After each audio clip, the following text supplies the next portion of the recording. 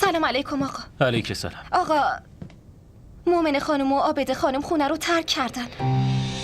همه وسایلشون هم با خودشون بردن. خونه رو ترک کردن؟ کجا رفتن؟ نمیدونم. من پرسیدم و عابد خانم گفتن تو این خونه انقدر بی‌آبرو شدیم دیگه بسمونه، میریم خونه خودمون.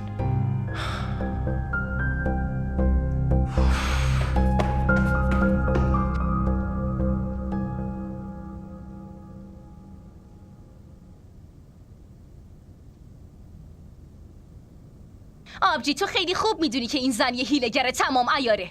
بازم راضی شدی اون توی خونه بمونه؟ همیشه با احساساتی شدن نمیشه تصمیم گرفت.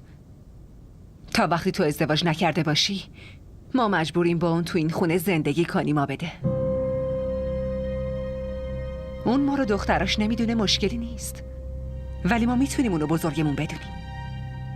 من اونو بزرگتر نمیدونم. آبجی دل تو مهربونه اما دل من نه. باشه لطفاً اینو بذار تو کمد.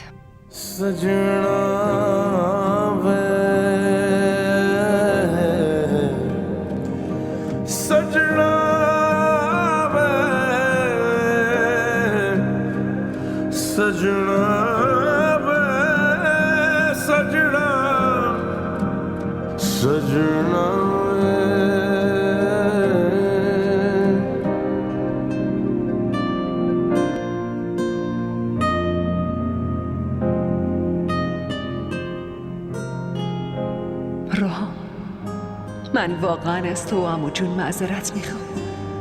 من نمیتونم زندگی یکی دیگر رو به هم بریزم. من رو ویرونه های زندگی خاله بتول زندگی خودمو نمیسازم. این در توان من نیست.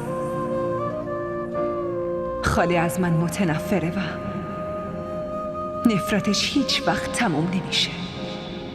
اما این رابطه میتونه تموم بشه. حداقل این در توانمون هست. روحام تو رو جون من، قسمت میدم همون کاریو انجام بده که مامانت میخواد.